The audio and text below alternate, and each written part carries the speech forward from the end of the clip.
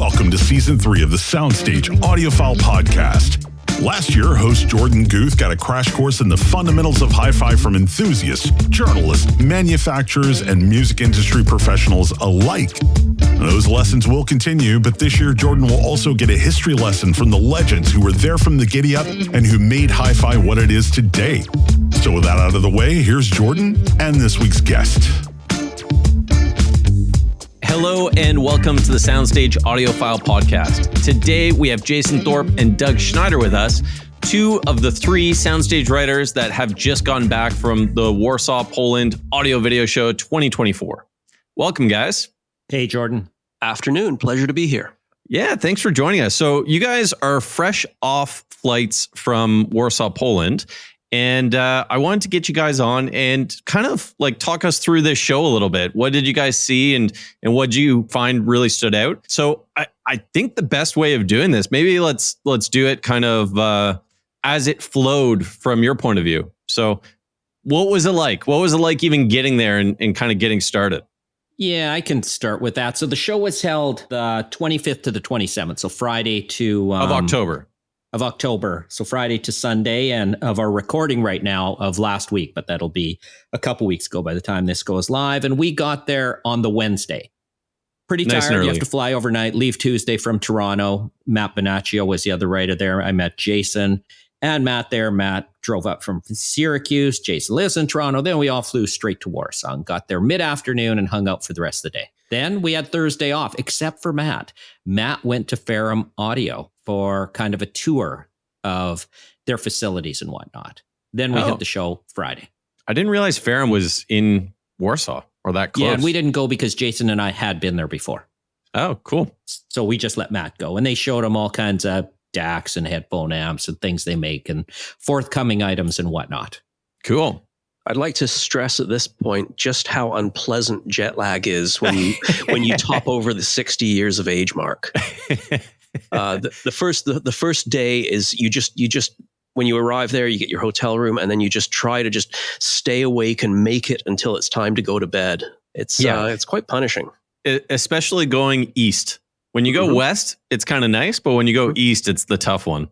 Ironically, I survived better than Jason, I think because of all the practice on our video trips. Getting back is really uncharacteristically tough for me because I didn't get to do what I normally do, which is come back at a regular time here and then say at 7 p.m., which is like midnight there, and then go to sleep till 6 a.m. And it's like getting up at almost at 11 a.m. there.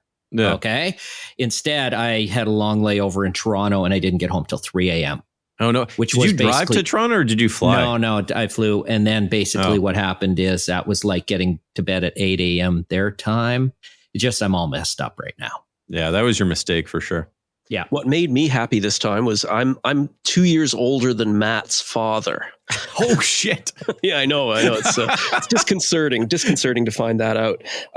But this time I managed better than he did on the first day. So oh no way! Back in Warsaw, they were worried about me because I looked like I was going to drop at any moment. But this time I managed to persevere and came through it relatively unscathed. I think the trick is a coffee and a very, very short 30-minute nap.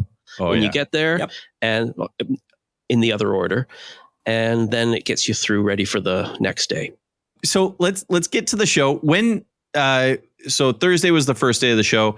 No, Friday. Sorry, Friday was the first day of the show. Was the first day of Warsaw similar to some of the other ones where it was only like industry people, or was it public right off the bat? No, it's public all the way through, which I suggested to Adam, the show organizer, that they should have an industry day, and he's not going to do it.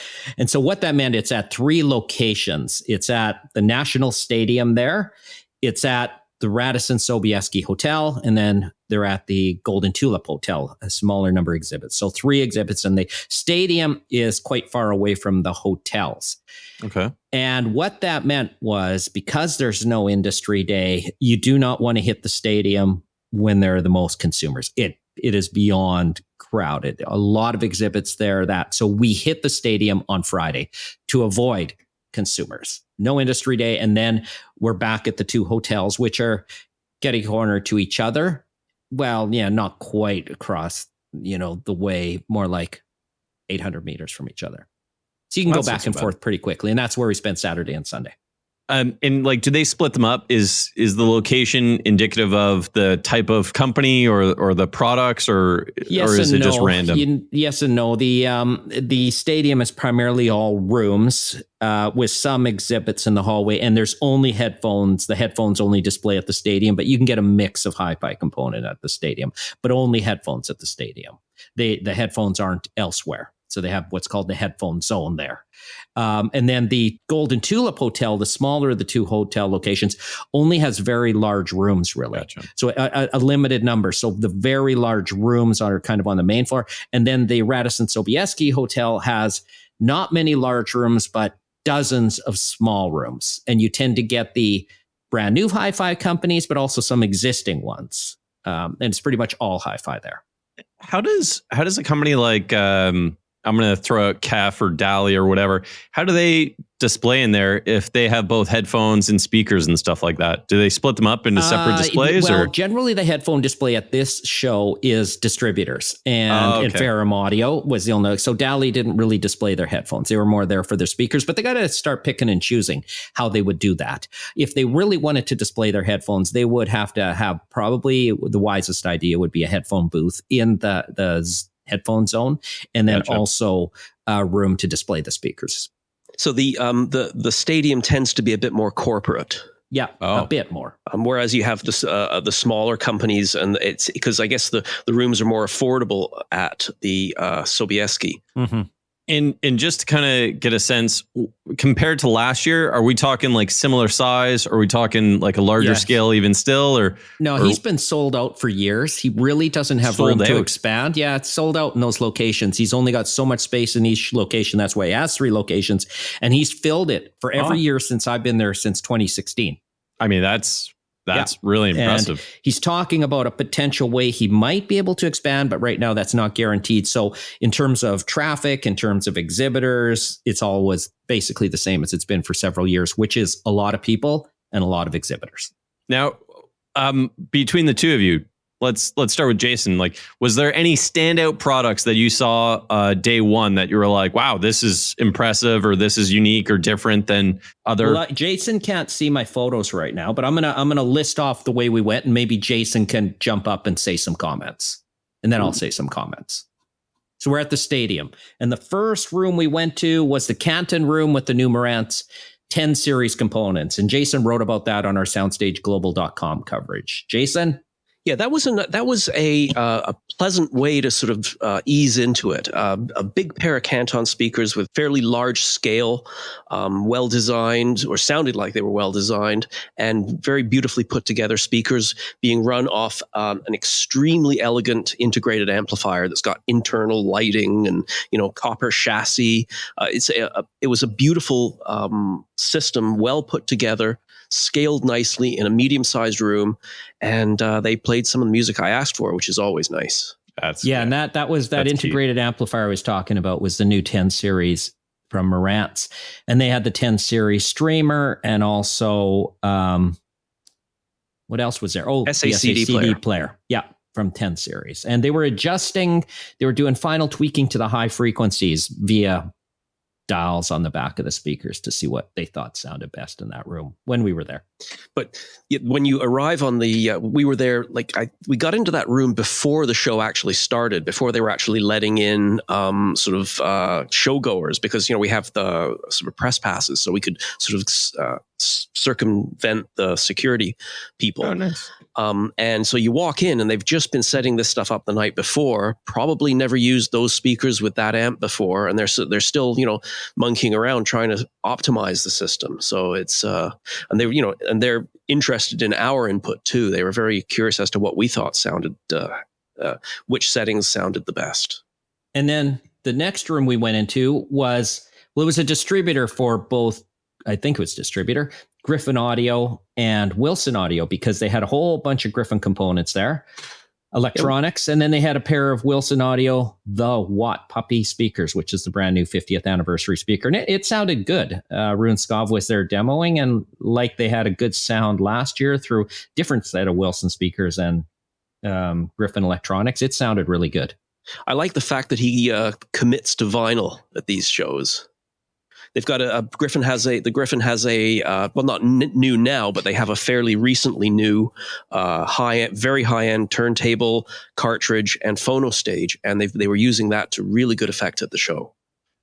I can just imagine like the issues involved in playing vinyl at home, let alone traveling around with a turntable and records to a show and then hoping that the room and everything else is going to be. Oh, it would be a pain. It would be a pain. But they do wild. They do it. Set up their turntables, have all their records. They do it. They must have a system. It's a lot of variables to deal with. But, you get when you see Rune, the guy from Griffin, who the sales representative, their head guy. The face of Griffin. Pardon? The face of Griffin. The face of Griffin, yeah. When you see him, he just looks so completely relaxed and at ease. And I don't know if he always actually is, but he certainly gives off that impression. Yeah, that's what you need in a salesperson for sure. So the next room we went into was Sim Audio with the North Series electronics, and they had these Audio Vector, and I forget the name of these speakers, trapezoid or something like that. They're kind of a funky looking speaker, but they come from Audio Vector of Denmark, and we might be getting a pair for review. Is this the yellow ones? Quick listen. No, it's a wooden thing. It looks like a retro 70s design, but it's thing. So it's the Audio Vector. Oh, what do they call it? It's new trapezoid. Very asymmetrically designed cabinet. Yeah. Oh. Narrow to the inside, wide to the out, sort of pyramid shaped. Very, you just, I don't know how you would describe that shape. There's probably some mathematical description of it, but I don't know what it is. Yeah. Sounded very good. Yep. So we probably will get these speakers. And then we went into the Vivid room. Now, I thought originally the Vivid Moya was going to be there, the M1. And they decided not to. It was taken up elsewhere, and they decided to probably wait till next year. But they had my favorite Vivid speaker, which is the Gia G2. To me, this is the killer. Their head sales guy, Ewald, loves the S12, the little tiny one. But the Gia G2, in terms of the Vivid floor standing speakers, is to me the ideal in terms of size and performance and everything. And it was driven by AudioNet Electronics. I believe they're from Germany. And then Jason will want to talk about that. He talked to Heinz Lichtenegger for about 20 minutes about this new project turntable that they're both all excited about. You know what? I've dealt with I've owned project turntables for probably a decade. It's one of those companies where you can just pick, okay, how much money do I have to spend? Okay, and then you look at their catalog and okay, that's a decent deal. That one there will work well for the money I have to spend. But their RPM line, the 9 and then the 10 series that they made were incredible values. I reviewed and purchased, I think, 3 different models as they brought out new ones each few years. And I could probably still have that turntable today and not be missing anything.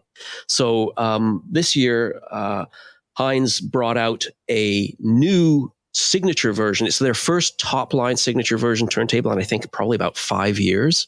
And it's really big. And if you're going to have a turntable, you might as well have a big one.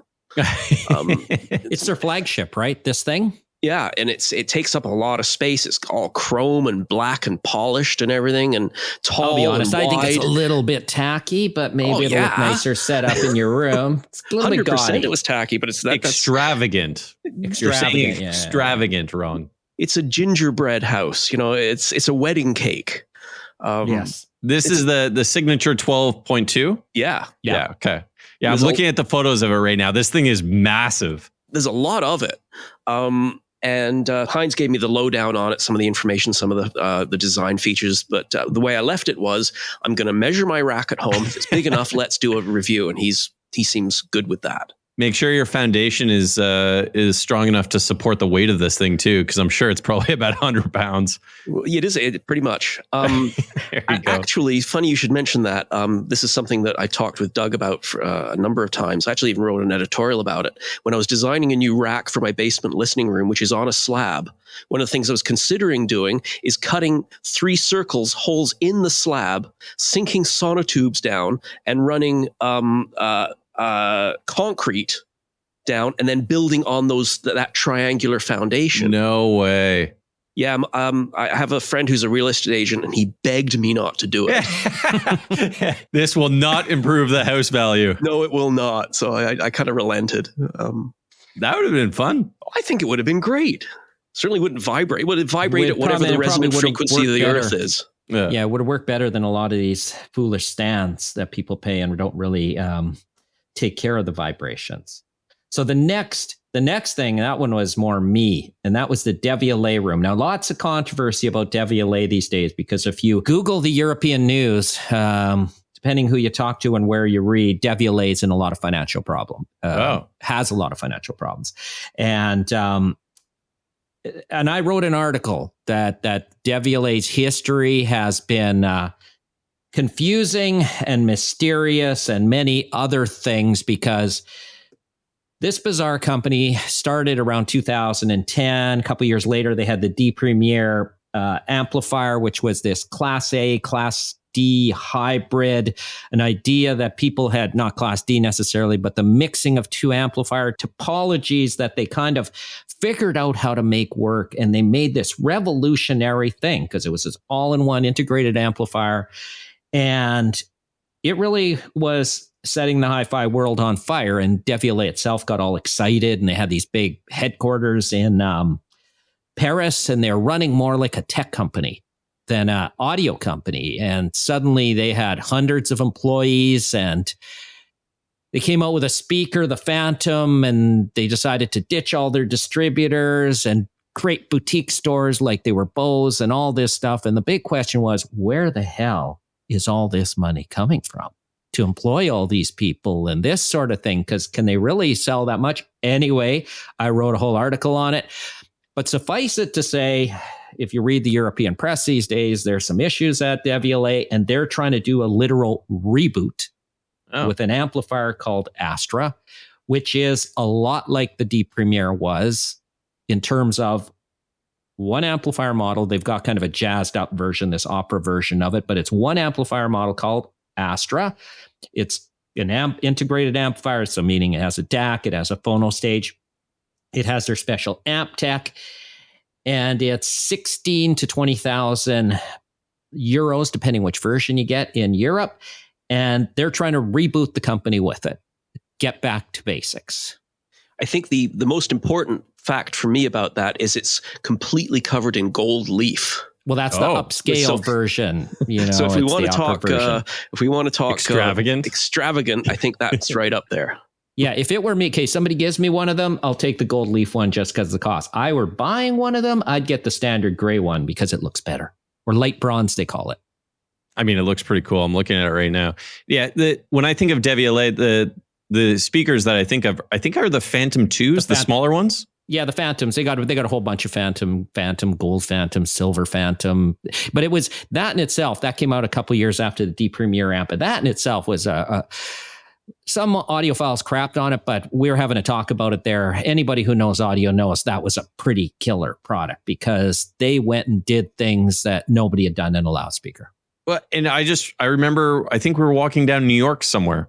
Maybe it was at the original townhouse, and we were walking around, and we started seeing all these different shops with them like hanging up in them and stuff. And they managed to get them into airports and all that sort of thing. This is all part of the Devialet mystery on how this company was going like this. Like I said, Google up Devialet, financial trouble, Europe, see where they're at now, but they're trying to reboot themselves, and the Astra is their way of doing that.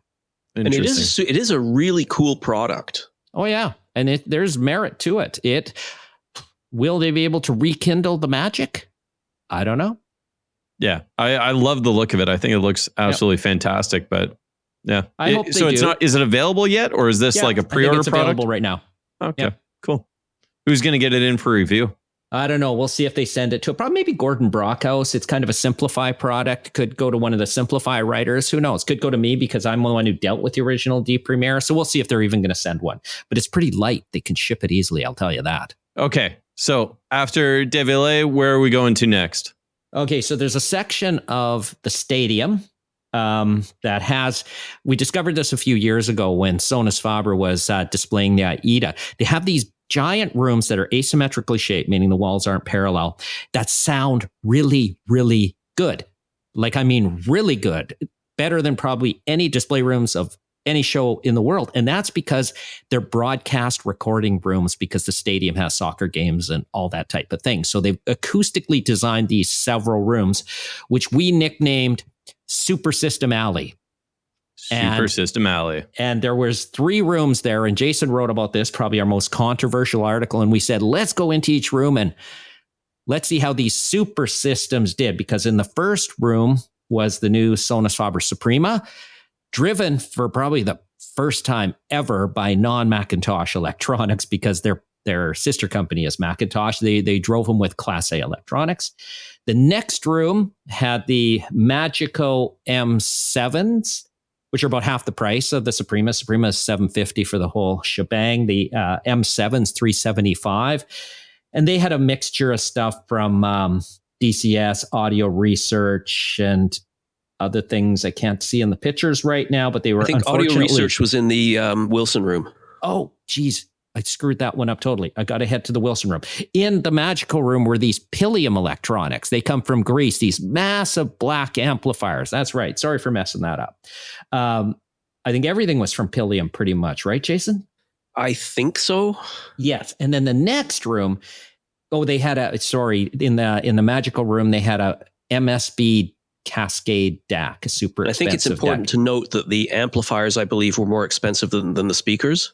What? We're pretty close. They're like, these Pilium things are unbelievably expensive. And then they have a turntable that Jason might recognize it, and I didn't, but they weren't using the turntable anyway. We were there. They also had an EMM Labs DAC in this room, but they weren't using that. I made a point in asking which DAC they were using. And they were using these 3-piece MSB thing and these giant Pilium speakers, or Pilium amps, because they're monos, to drive these Magico M7 all passive speakers. Then the next room had the Wilson Audio Alex 5s and that mix of components. They had Audio Research amps on them. I think they had DCS digital up front, and they had some DiAgostino amps doing nothing. They were in use in another time. So these were the 3 super systems. And what was controversial about this room? Well, we decided to do a shootout. Kind of shootout. Well, it was in some ways. It was. We didn't sort of have any parameters going in, but coming out, we sort of talked it over as a post-mortem, and we just decided that when you're talking systems that retail for $1 million, more than $1 million, they should make a statement. They should do something that makes you go, "Oh my God, that's incredible!" And only one of the rooms did. The Sonus Faber room, they were playing it in very, very loud, with tons of bass, and they were playing techno music, some weird jungle sounds with bass going on in the background. And I mean, whether you like the music or not, you could feel it. It was an impact. It made that statement. You went, "Oh my God, okay, I can see that I'm listening to something that's really expensive here." Yeah, it was like an event. Like you walked in and you saw these big speakers, big subwoofers, because it's 2 with the Suprema system, played pretty loud, not ear-splittingly loud rock concert, but pretty loud. And the whole thing was just room filling. And you're like, wow, stuff is happening here. And they played Billie Eilish's Bad Guy when I asked at one point. And that's a good song. And so it was an event. Yeah, you could feel it in your body. You could feel the music. It wasn't just, you weren't just listening to it, you're feeling it actually hitting you. It was, and again, to Doug's point, it wasn't offensively loud. It wasn't ridiculously loud to the point where you couldn't talk over it.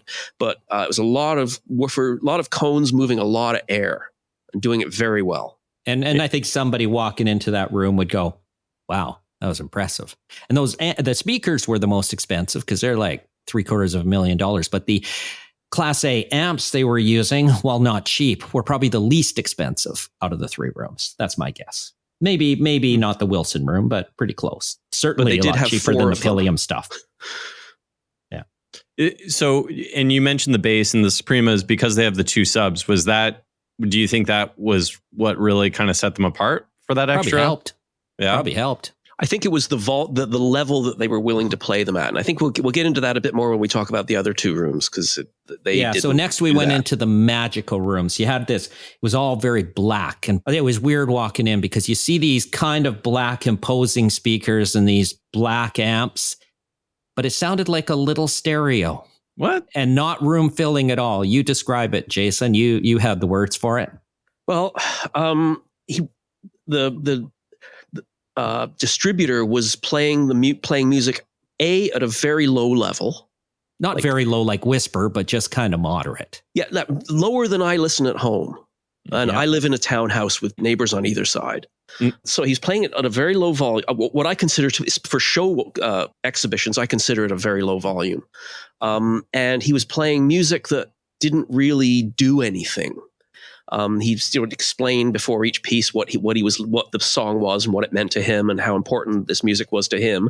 And then he'd play it, and it's just like, oh, okay, all right, this is like some symphonic piece, soft portion of a symphonic piece that I don't know.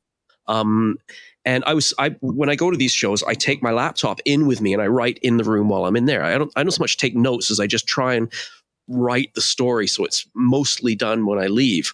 And I had a guy in front of me looking over his shoulder at me and giving me cut eye because I was typing too loud.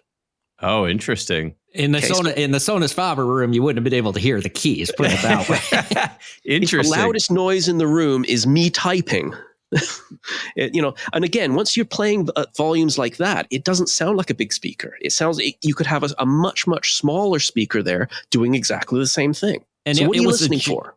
Yeah, it was a giant room, and it sounded like a small stereo at one end of the room. It was kind of, and Matt and Jason asked him to turn the volume up. Yeah, right, and Jason? I said to him, I say, hey, can you turn it up a bit? And he goes, oh, these go loud. And then he turned it up maybe one click, like it was almost not noticeable. And then I'm pretty sure a minute or two later, he turned it back down. Yeah, they played bad guy. But at a low volume. At a low volume, and we don't know if it was a lack of bass from the speakers or a lack of bass because of the volume level. But believe me, it didn't thunder. My feeling was that with a room that size, you have to have a certain amount of volume, or it's going to get lost. So what I said in the article was, I said maybe they're really good speakers. I don't know. That was the key. They weren't being demoed that well. Interesting. Now, in that setup didn't have a separate sub, let alone two separate subs. Yeah, but there's a lot of cone. There's enough drivers there that they should be able to make pretty good bass. They should, yeah. But Matt pointed out that he heard the Matt because Matt wasn't impressed either. But he said, I heard Magico speakers in Munich, and they sounded really good compared to that. And I said, there they were putting some external subs on them. And I personally think that probably a wide certainly didn't sound full range to me. All right. So now the last room was the Wilson room in the Superstar Alley. And we got kind of a little bit differing opinion because I wasn't going for the sweet spot, listening position in this. I was off to the side and I found it too mid-rangey, right, Jason? Yeah. But Jason moved around. Jason was the one writing this, so he made sure. Now, I also found they had two small subwoofers on these speakers, these Loki's, so one on each. But they're driving the speakers with these audio research amps. And to me, there wasn't enough bass. And despite the subwoofers, the speakers have to produce enough bass. And they were driving them with these audio research amps. And audio research people are going to hate me for this. But I've had audio research amps at my house. And you know what? They don't do great in the bass. They're tube amps. In fact, these tests that people can do, even Floyd Toole told me he easily passed a blind listening test with amps because people think, oh, all amplifiers sound the same. Well, he and Sean Olive were in a listening test but with a solid state amp and a tube amp, and all they listened for was the reproduction of the bass. And tube amps don't do bass. And it sounded like, to me, these audio research amps weren't driving the speakers that well. And they had these DiAgostino solid state amps, which should have some muscle to them, just sitting there idly, I guess used at some point, but not when we were there. But Jason has a slightly different perspective. Yeah, it sounded good. But again, we were in this was in Millionaire's Row, right? This is where you've got where the first room we walked into was a spectacle.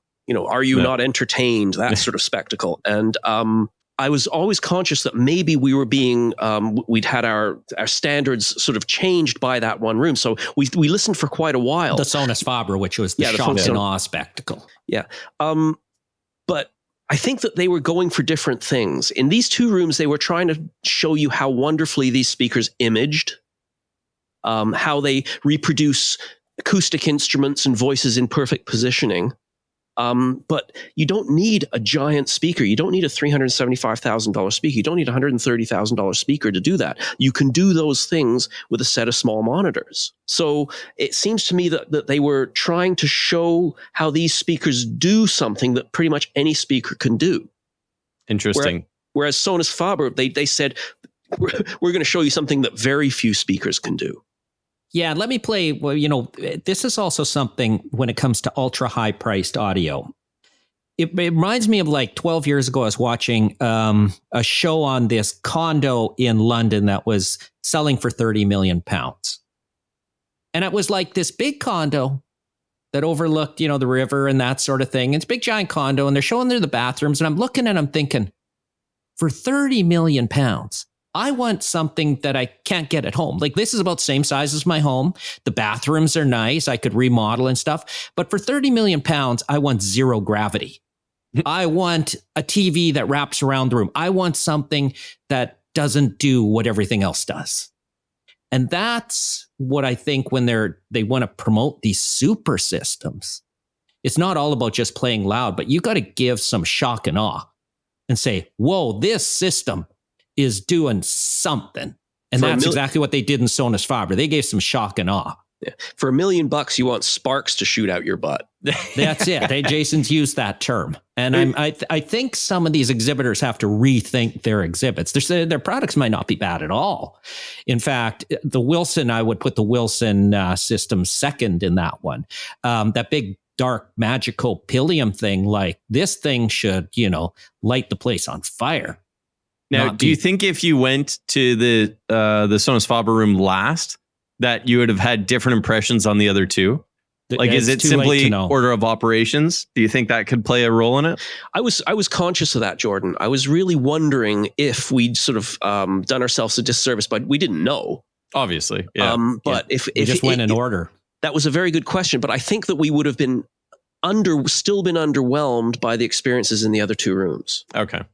Yeah, and I'll give you, and we'll get to this later, but I went to a room in the Golden Tulip Hotel with some really small speakers that just blew me away.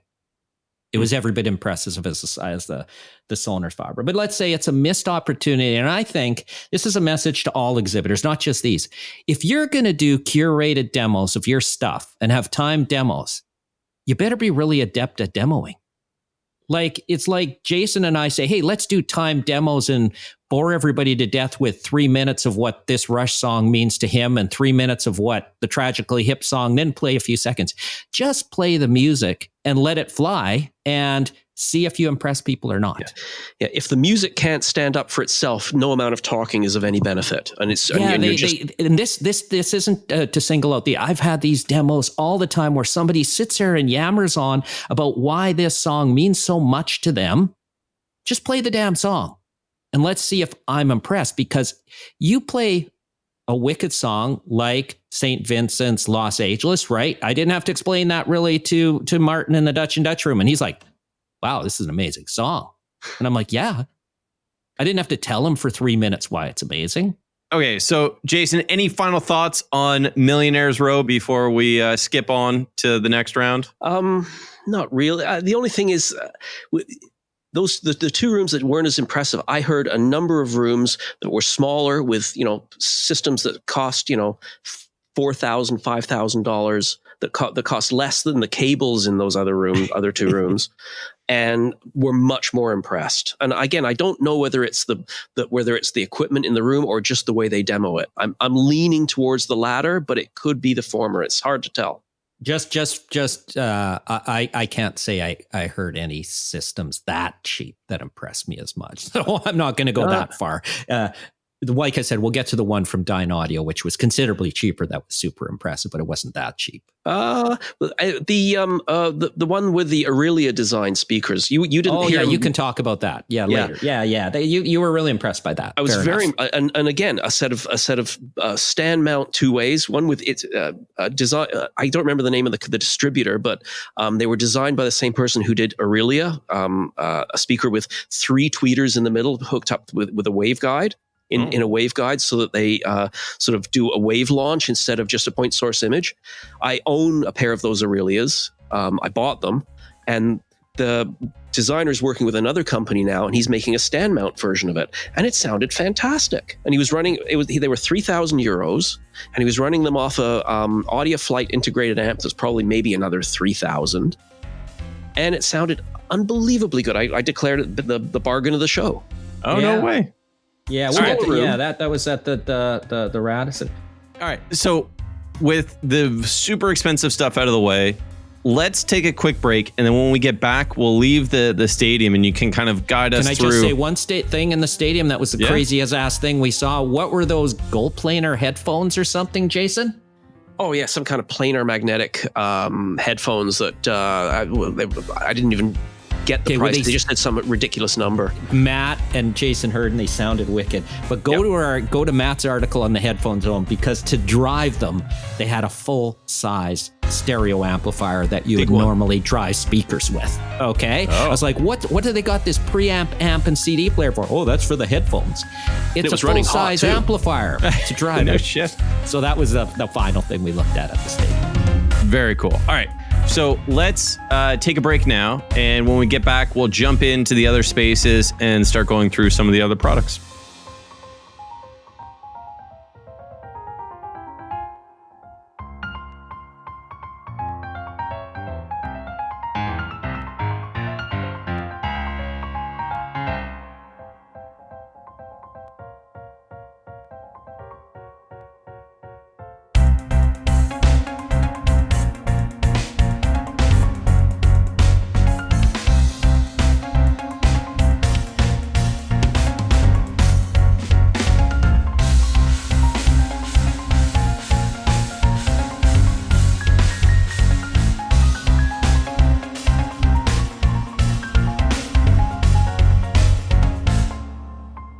So welcome back. We are here with Doug Schneider and Jason Thorpe, and we just kind of finished up talking about the Audio Video Show 2024 in Warsaw, Poland, the Millionaires Row, or the Superstar Alley. We have a couple different nicknames for it.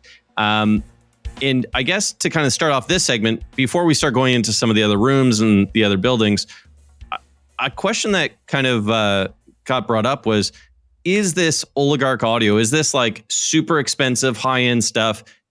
Is this trend kind of expanding? Is this the same amount of these like ultra premium systems that were there last year? Or is the trend more towards these more budget-friendly systems? Or has that kind of stuff stayed roughly the same? Yeah, I've been there a lot of years, since 2016 and a lot of other shows. The trend isn't changing at all. There's just as many of these ultra expensive systems as there are affordable. But what is changing is, well, right now the market's changing a lot. And I talked to a lot of manufacturers about that, in that, sales, blame it on COVID sales spike and post, I guess, COVID dip, because everybody bought during COVID, high inflation, a million of other things. The sales of hi-fi equipment isn't a priority for many people, or the purchase isn't a priority, I should say. And so there's a real issue in the market, and some companies are going out of business right now. And not out of business, but a Swiss company named Dart Zeal put out a press release that sounded like sour grapes, but they basically said last week, this is before the show, all this stuff's getting way too expensive and that's crazy, and we're going to go back to making less expensive stuff. Now, it's certainly ironic coming from a company that makes stuff in the tens and hundreds of thousands of dollars. It sounds like sour grapes, but the fact of the matter is the market's all over the map. Now, with that in mind, what I will say is it hasn't really changed in terms of the oligarch and stuff. But just like these super systems, here's what I keep telling companies and whatnot. If you're going to charge $1 bazillion for your gear, maybe explain why. You can no longer just put out a super expensive speaker and say, oh, it's the best. You better show some story. You better show why this thing costs whatever it does. Because I don't think what's going to fly for much longer is putting out stuff that simply costs a lot of money. And this is what Dart Zeal was getting at, correctly so, and just saying, buy it. Yesterday I was in a bike shop, buying my son a BMX bike, a high-end bike shop. And the guy there is a BMXer. You might know him, Jordan. His name is Carl. Chris knows him, our videographer. He said, the internet changed bikes. You can't get away with selling crap anymore. Somebody will call you out. For sure. And that's the thing. He said, so, when you're carrying a bike, they all have to be at a certain level. And I said, that's a good point. It applies to audio too. The internet, you'll be called out if it's crap. There are people all over the world more than willing to. So the market hasn't changed in terms of the quantities. What's changed and changing is you better justify your product. Yeah. As far as the show goes, over the last bunch of years, you could see it building a little bit, but it does seem to have plateaued. Mm-hmm. It's not getting crazier. You're not going to see a $2 million system. So moving from the Millionaire's Row then onto the kind of other buildings, what was the next stop? And were both of you like traveling in pairs or with Matt as well? So in the three of you? Or So the Sobieski's big. It's got 7 floors of exhibits, hotel type exhibits, plus a main floor. None of the rooms are big. It's just, I don't know how many rooms, Jason, 50 probably. You probably have 10 or 12 or a floor, I would say. Yeah. I would say 50, 60, 70. I don't know. Anyway, so what I did, and it's to me, there's 2 things that it does, is I went from 7 to 1, taking pictures of every room. And I do that so I have pictures of every room and the products in every room, but so I can whip in and out as an excuse to say, hey, I'm just taking pictures, but I'm actually listening as I'm in there. And I can weed out a lot of rooms really quickly. Like some are just awful, and we don't need to talk about those. Like it's like go back to the drawing board. Awful. Like you look at the component, you hear the component, and think, what are you thinking? Now that's all fine, but then some are really, really good. And Jason and Matt were tasked mostly with writing those up. And I'll just throw one out to Jason Audio from Norway. Yeah, there's sometimes when you walk into a room and it has good sound, it doesn't take long. It doesn't take long to realize what you're listening to. But this Norwegian company, we walked in the room and instantly you could hear, this is a good speaker. Oh. Or this is a good speaker with a good system backing it up. The percentage either way is debatable, but it has to be a good speaker first. These Norwegian guys were very Norwegian. They the guy at the door, I think he was Thor. No way! Oh, that's amazing. He was huge. He was just missing the hammer. He might tower over Chris, Jordan. Yeah, that's easy. He was a very big guy, very solid, very blonde, and they were playing Norwegian metal. Oh, no way. Oh, that's fun. Yeah, Norwegian speaker, Norwegian metal. We are Norwegian. Yeah. And awesome. And we sat down, we sat in there for quite a while, and it turns out, and we said, this is fascinating. We said they were backed up by Electric Company at Electronics, which is also Norwegian. And turns out that Doug had been in contact with these guys and actually out with them the night before for a meeting. And but Jason and Matt didn't really know that. No, we didn't know that. I said, do you know Doug Schneider? And he's like, yes, we are Norwegian. We know Doug Schneider. So it really impressed us, and it sort of in some ways put us into a little bit of a fluster because we hadn't really heard that much that was good. For every really good room, you've got 15 or 20 that are just like, that we have to leave. We have to go. No way. Yeah. So it was a bit of a diamond in the rough finding that system in that room. And what was that speaker called, Jason? Do you remember? It was driven by Electric Company at Components. I do not. I can find out for you, but off the top of my head, I don't know. The company was like so the O with the line through it, the Norwegian symbol. Oh, interesting. And it was their least expensive speaker. It was a little 3-way floor stander. Yep. It was really good. I'm looking at the article right now. Is it the Frigg O2? Yep. I'm probably mispronouncing that, but it is literally spelled Frigg. O2, yeah, a little floor stander. To me, it just looked, I didn't really listen closely, and I thought, that's kind of weird because their bigger speakers are horn speakers. This one's more of a traditional 3-way, but Jason and Matt really thought it was something. Yeah, we were doing rock, paper, scissors, so you got to write it up. Oh, that's fun. Yeah. That's when you know it's something good, that the two writers are like, debating who writes it. Yeah. All right. So now that we have the Norwegian contingent taken care of, what was the next room? Where were we going to next? You know what I thought was good, and I can't remember the name of the speaker, but it comes from the company called Silent Pound. So it was in the Sobieski. What was that speaker called? So they had a floor standing speaker the previous years called the Challenger, upgraded to the Challenger 2. And now this is kind of a stand mount thing. And it's really cool. You couldn't see the driver configuration, but the guy explained it to me. It's got two 10-inch woofers kind of, they're 90 degrees to each other inside the cabinet to hammer out the bass. And then they vent the back of it to make a dipole configuration. Then it's got a 6-inch coaxial driver. So it's a 3-way design.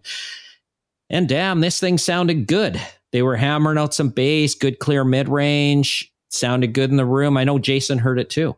Yeah, not a physically large speaker. Yeah, I told the guy, hey, send us a pair for review. And he said, I will. So we'll see if he does. But the company's called Silent Pound, and it's whatever their brand new one is. Another one that I saw that was, again, Matt and I did a lot of the rooms together, and we also went back and forth and separated a fair bit. It's fun to just walk down these halls, just sticking your head in each door, and you see some crazy designs that you just look at it and you think that can't work. That absolutely can't work. Why did you do that? I actually took a photo of one of them and showed it to Doug, and he just looked at it and was like, oh my God, what is this guy doing? Oh yeah, 2 mid-ranges side by side, 2 tweeter, whatever. It was just a mishmash of drivers. It was things you should not do, period. And so some of those rooms, who knows? I mean, maybe we should go in and have a quick listen to those, but 20 years of going in and out of shows has shown me that that you're not going to find anything good in that sort of room. And that's where I do the pictures. So I just say, hey, I'm taking pictures, but I do listen to every room. And I can tell you that room, and I'm looking at the speaker right now, we're not going to single out, just sounded bad. Found one really good room with a system that I didn't expect to sound good that actually did was Scala Audio. You wrote that one up, right? Yep. It's very unimpressive looking speaker. He's got a 10-inch driver in there and a compression loaded horn tweeter, and it shouldn't really sound that good. But again, this is one of those situations where they pulled me in because as I was going by, they were playing some kind of techno music really loud. Oh, and it was tight and it was crisp, and I went, okay, all right, this guy's got some nerve. So went in there and had a look, and it sounded excellent. It was very, very good. And what impressed me the most, well, not the most, but what really impressed me was the fact that he was driving it with about maybe $800 worth of electronics. Oh, the Chi-Fi stuff. Yeah. He had a topping DAC and these 2 small stereo amplifiers, one for each side. And he says, he goes, maybe €1,000. I don't know. I bought it off AliExpress. And how much were the speakers? I think they were about €3,000, 4,000 euros, something like that. Oh, that's not bad at all. And they were chunky floor standers. And again, I could hear when we were playing some stuff, it was sounding a little bit harsh around the edges, but I mean, it's entitled to. Yeah, I mean, at that price point, especially with that electronics driving it.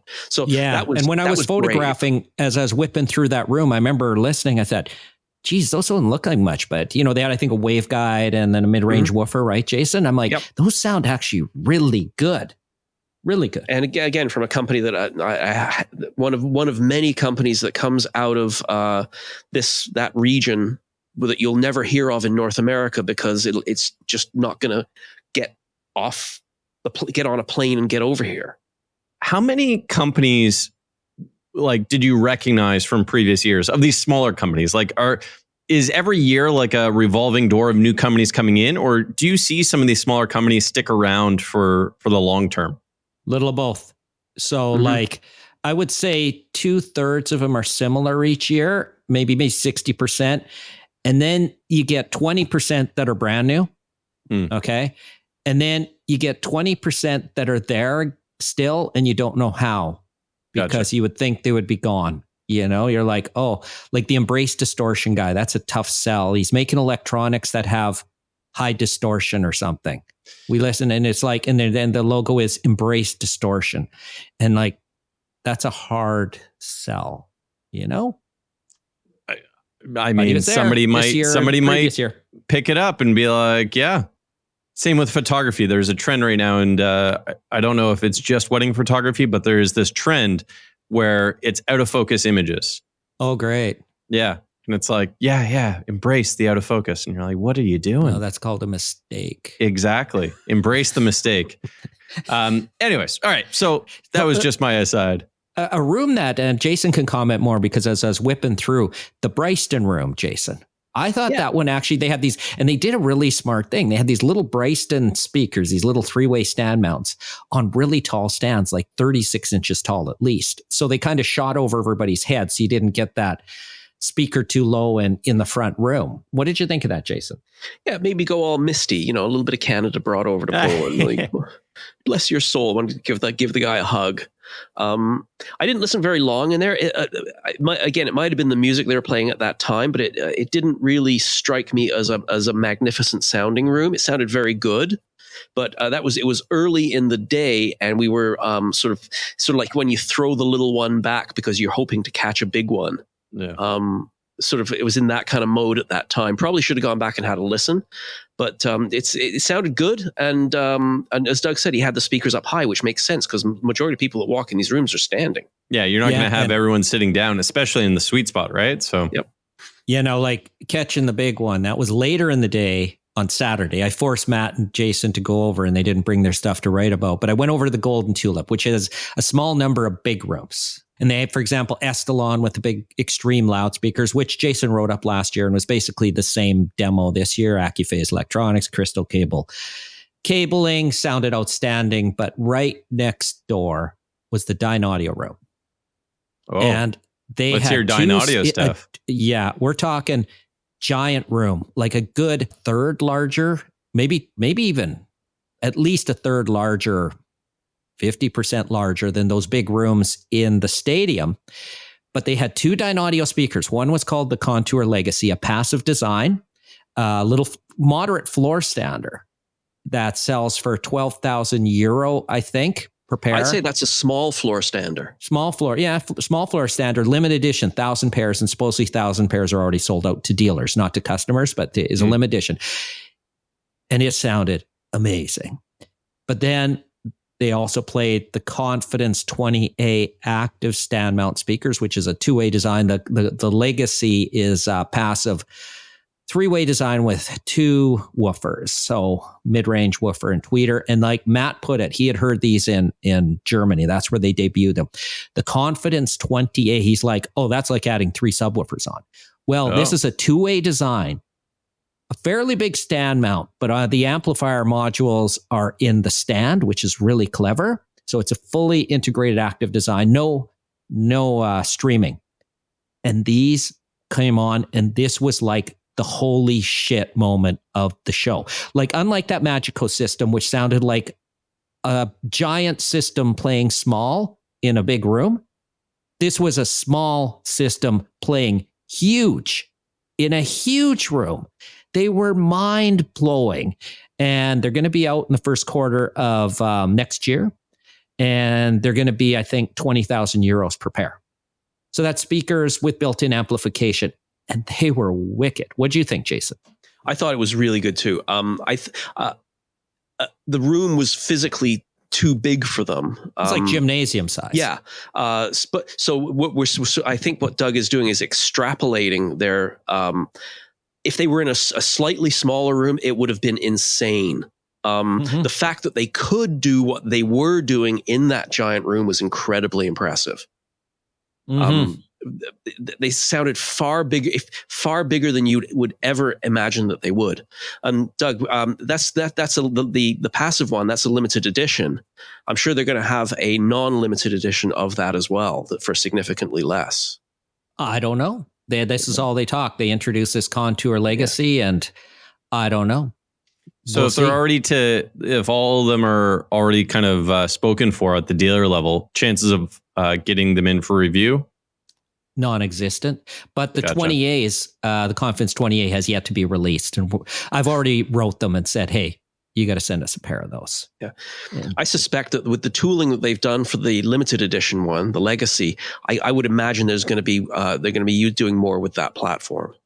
Yeah, that makes sense. I would hope so. I'd hope so. Yeah, and if they do, that's something we should definitely look into for a review. Love it. So does that cover all of the main rooms and the main things? No, we didn't talk about a couple of them. Just looking here, Jason's favorite room. Triple tweeters. Yeah, there's actually two. I got two faves. The one with the triple tweeters, I think we already talked about that, and it was a wonderful sounding speaker. And again, not an fairly inexpensive system, and sounding much larger than it had any right to. And with those three tweeters, doing a sort of a cylinder launch. The imaging is spectacular, like nothing else you'll hear. They create like this giant bubble of sound that sort of envelops you. It's really cool. And again, not much money. The other room that I thought that was very, very interesting was a new company called Homogenics. Which is a new phono cartridge manufacturer. Now, there's all kinds of cartridge manufacturers out there, but what they do is they buy a motor, like the already assembled guts of a cartridge, and put it in a different body, because it's incredibly difficult to make a cartridge from scratch, because you're dealing with like such small precision parts that it's a huge amount of tooling, and there's very few people in the world who can physically do it. But this guy from Poland is making his own cartridge from scratch. Interesting. The only thing he's buying is the cantilever with the stylus in it.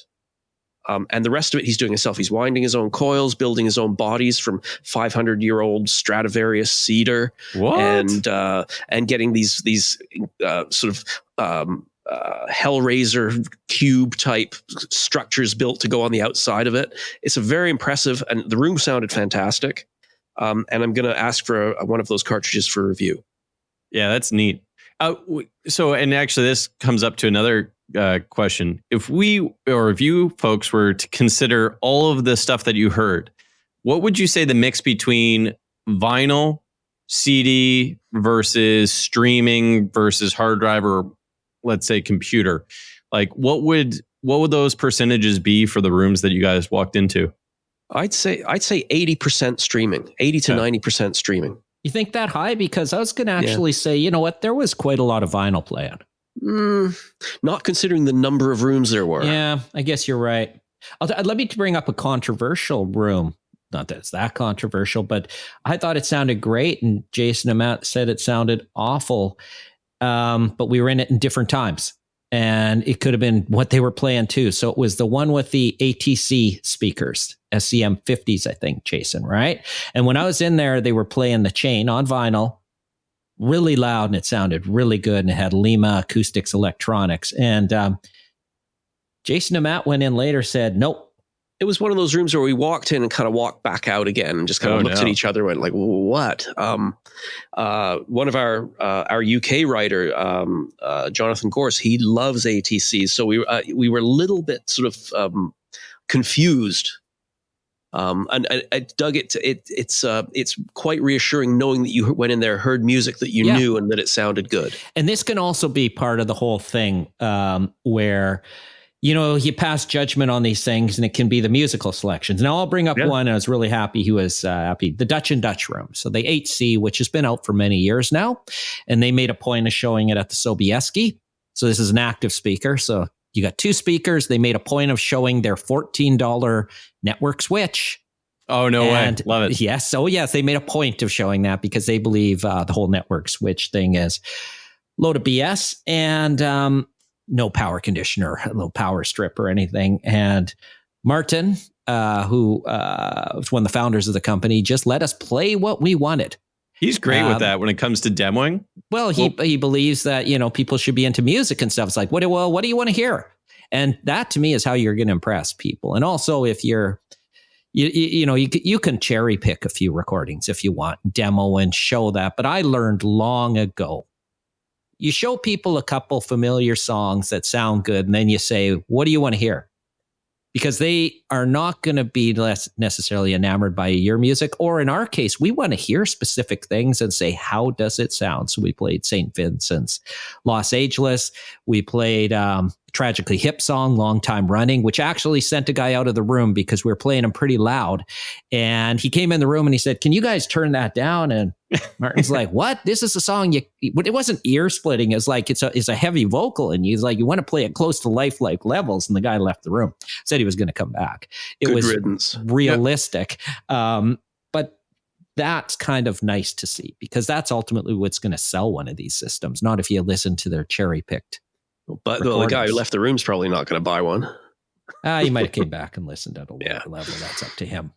So, and I guess that's kind of a nice segue, because the question that I typically ask, and both of you have been on the podcast enough that the question's getting old, which is, what's the soundtrack to your life? But maybe this time around, because you were just at a show and listening to all this cherry-picked content for the systems, was there any demo tracks that both of you had that stood out?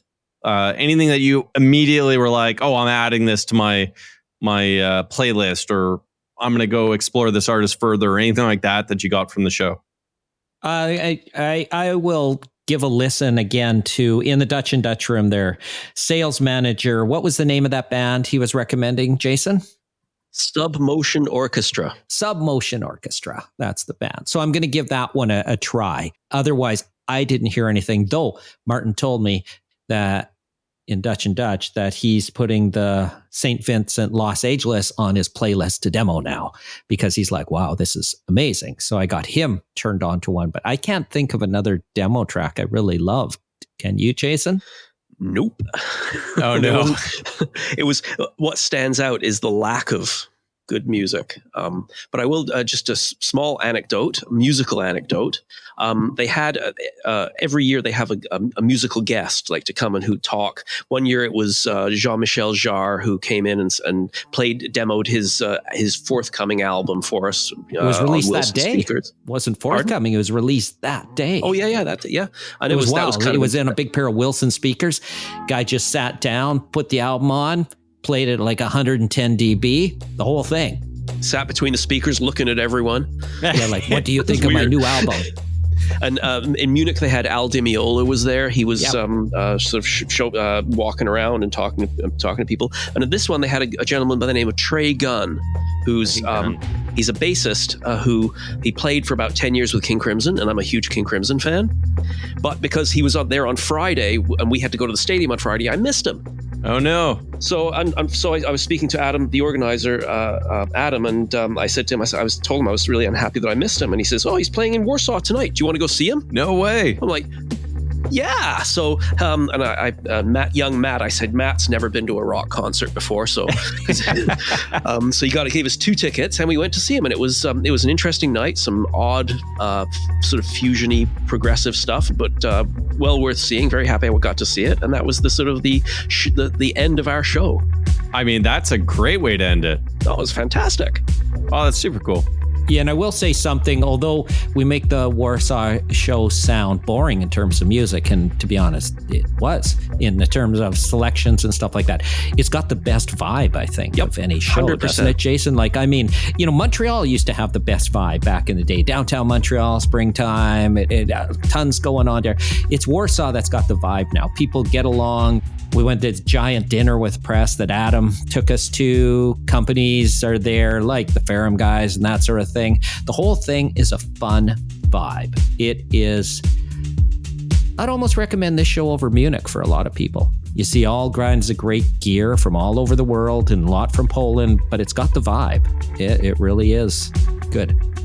Well, maybe next year you can expand it and we can get some of the video team out. We got to figure out what you guys are going to do. Have you ever noticed that video from hi-fi shows almost always sucks? I can't watch it online. I feel like we've talked about this before, but we can talk about that in more detail. I'm throwing maybe the on another gauntlet down. episode. That's a challenge. You'd have to create content that doesn't suck. I mean, hopefully we're creating content that doesn't suck. Well, check it out. Show content. Go look at the show. Go look at the show reports on video. I'm not impressed so far. For right now, we're keeping it written. All right. before we go, any last words or thoughts, Jason? I think we've pretty much beaten it down. Doug, anything else that you want to get in there? Well, just speaking about the tragically hip and meaningful times, Jason and I are going to see the 4 surviving members of the Tragically Hip at Massey Hall this Friday, talking about their life. Oh, that'll be fun. But we're not going to sit up in front of a crowd of people and pontificate about why it's so touching for us. We'd just rather play their music and have people like it. And in fact, when I played Long Time Running, I didn't have to announce it to Martin. He's like, this is my favorite Tragically Hip song. You put on good music and just let it speak for itself, like Jason said. And the other thing is, if you're going to have a statement system, it better make a you-know-what-in statement. And for all the articles, you can check out soundstage.com, or no, it's Soundstage Global. Soundstageglobal.com. There's 16 articles on there right now, written while we're at the show. There'll be no more. We create the articles while we're at the show, and by the time the show is over, our show report is done, and we're moving on to the next. Thank you so much, gentlemen. I appreciate you coming on, and we'll talk to you later. All the best. Okay, thank you. Thank you, Jorden.